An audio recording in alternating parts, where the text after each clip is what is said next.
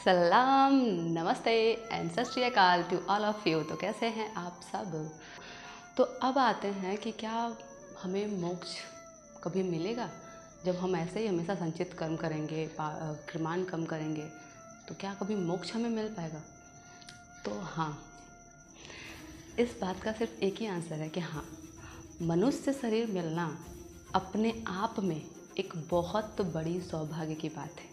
कैसे कि मनुष्य शरीर एक ऐसा साधन है जिससे आप अपने मोक्ष की प्राप्ति के लिए इसका उपयोग करके आप खुद को इस आवा-जावा के गमन से मुक्ति पा सकते हैं।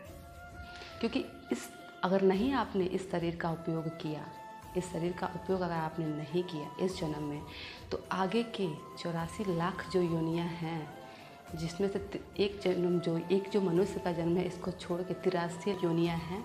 इन सभी योनियों में आपको भटकना पड़ेगा। जीव ऐसे भटकता रहेगा और जब उसकी कृपा होगी तो आपको मनुष्य शरीर मिलेगा। और मनुष्य शरीर जब मिलेगा तो आप अपने चक्रास पे काम करके खुद के लेवल को ऊपर उठाएंगे, जिससे आपकी आत्मा परमात्मा से जब मिलेगी तो वहाँ पे आपका मोक्ष संभव हो जाएगा।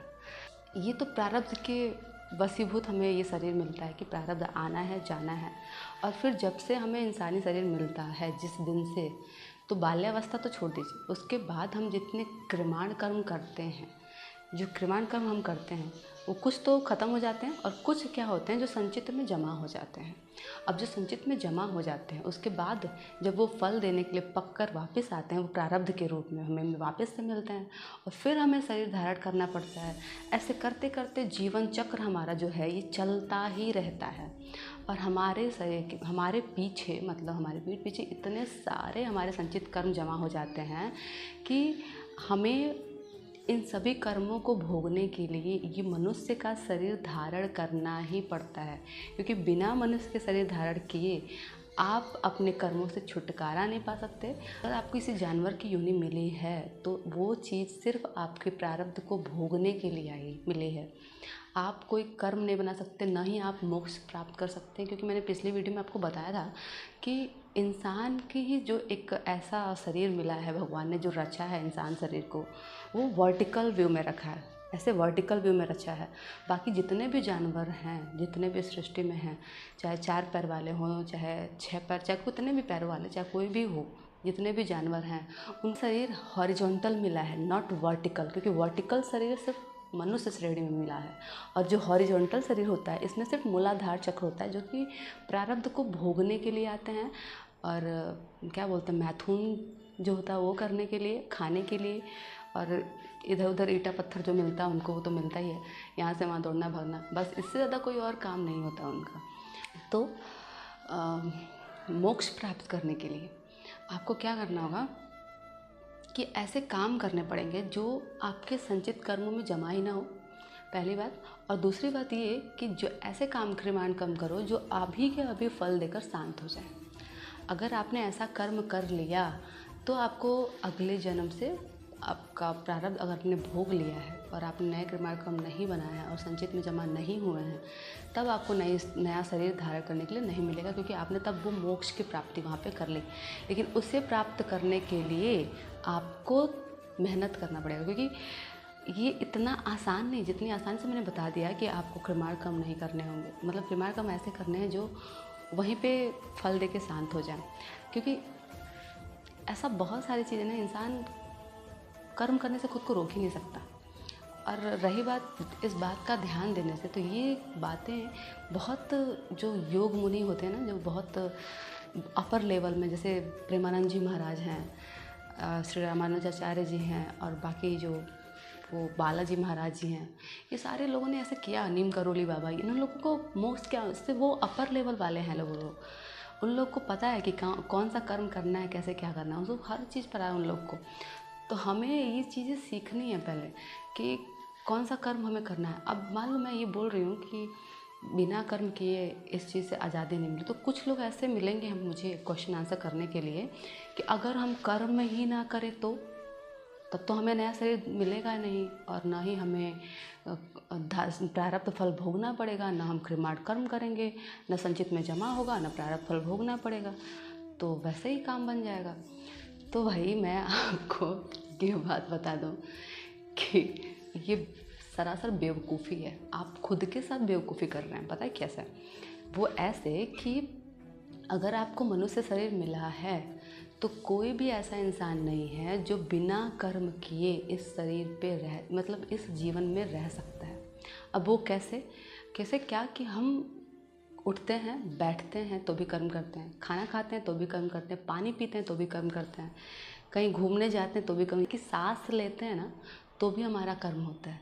इनफैक्ट हम जब नींद में होते हैं ना तो भी हम कर्म करते हैं, क्योंकि बिना कर्म किए इंसान का जो ये शरीर है ना ये शांत हो जाएगा। जैसे इंसान जब मर जाता है उस वाली अवस्था कि मतलब मर गया, उसका प्राण निकल चुका है तो अब वो कोई कर्म नहीं कर सकता, ऐसे वाली अवस्था। और वो अवस्था तभी आएगी जब इंसान मर चुका है, उसके पहले नहीं आ सकती।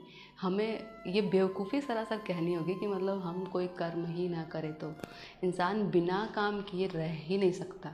वो पूरी ज़िंदगी हर एक दिन, आपको मैंने पिछली वीडियो में बताया, बेसिकली हमें एक 24 आवर्स ही मिलते हैं। इस पूरे दिन में हमने जितने काम किए, तो हमें जब पता है कि हमें कर्म किए बिना हम नहीं रह सकते, तो क्यों ना हम अपने कर्मों का ध्यान रखें, क्यों ना हम वो देखें कि हम कौन से कर्म कर रहे हैं, क्यों ना हम अच्छे कर्मों की तरफ देखें, ध्यान दें, अच्छे कर्मों को करें जिससे हमारे पास अच्छे कर्म आए और हम सत्वगुणी से ऊपर उठें। अभी तक तो मैंने आपको बताया कि हमें तम से रज में जाना है, रज से सत्व में जाना है। तो अब हम क्या करना है, सत्व से ऊपर भी है एक त्रिगुणातीत अवस्था, जिसे कोई शायद अभी बहुत सारे लोग नहीं जानते हैं। तो जब तक हम यहाँ तक नहीं पहुँचेंगे तो हमें सत्य से भी ऊपर उठना पड़ेगा। जब तक हम इस चीज़ से ऊपर नहीं उठेंगे तब तक हमारे इस मनुष्य शरीर का हमको मोस्ट इम्पॉर्टेंट जो होता है रोल नहीं पता चल पाएगा। तो धीरे धीरे अपने कर्मों का ध्यान रखें, और जैसे जैसे आप ध्यान रखेंगे और कर्म ऐसे कीजिए कि जिससे आपको आपके जो कर्म हो तुरंत फल देके शांत हो जाए, वो संचित में जमा ना हो, और वो जब संचित में जमा नहीं होंगे तो प्रारब्ध के रूप में आपके पास वापस नहीं आएंगे, और जब वापस नहीं आएंगे तो आपको कर्म फलों से छुटकारा मिल जाएगा। अब क्या बात आती है यहाँ पे कि ऐसे कौन से कर्म हैं जिसे करने से हमें हमारे कर्म जो हों वो संचित में जमा ना हो, हम तुरंत उस कर्म को भोग लें। जैसे अब इन कर्मों के बीच में क्या आता है कि जैसे कर्तापन का जो अभिमान होता है उससे रहित होकर अगर हम कोई काम करें तो वो चीज़ें संचित में जमा नहीं। जैसे कि कर्तापन, जैसे कि हमने कोई काम किया तो हम शौक से बोलते हैं, गर्व से बोलते हैं ये काम मैंने किया है, तो उस अभिमान से रहित, यानी कि आपका कोई रोल ही नहीं है। आप बस ये बोलो कि जैसे मैं ये वीडियो अगर बना रही तो मैं एक निमित्त मात्र हूँ, मेरा कोई रोल नहीं है कि यहाँ पे जो करवाना होगा उनको वो करवा लेंगे। तो ऐसे करके इन सारी चीज़ों से ये सारी चीज़ें संचित में जमा नहीं होंगी। इसके बाद आता है निष्काम कर्म, जो कि आप जैसे काम आप कोई करते हैं, अब उसके बदले आपको किसी चीज़ की भावना नहीं होती, कामना नहीं होती, इच्छा नहीं होती है, आप बस कर्म कर रहे हैं। किसके लिए कर रहे हैं? ऊपर वाले के कर रहे हैं, उनका काम कर रहे हैं बस। ये सारे जो भी कर्म है ना, ये सारी चीज़ें संचित में जमा नहीं होंगी, और इसकी वजह से आपको दोबारा धरती पे मतलब प्रारब्ध फल भोगने के लिए वापस नहीं आना पड़ेगा। ये सारी चीज़ों को हमको ध्यान में रखना पड़ेगा। अब इसके आगे की बातें मैं नेक्स्ट एपिसोड में बताऊंगी, फिर कैसे कैसे अभी सारी डिटेल्स को मतलब क्लियरली आपको बताऊंगी, कौन से काम करने से आपको संचित में फल नहीं जमा होगा उसका, ये सारी चीज़ें मैं क्लियर करूँगी नेक्स्ट के एपिसोड में। तब तक के लिए अपने कर्मों का रखें ढेर सारा ख्याल, और खुश रहें, स्वस्थ रहें, मस्त रहें। उसके बाद मैं वंदना राव चलते हूँ, आप सभी से लेते हैं अलविदा।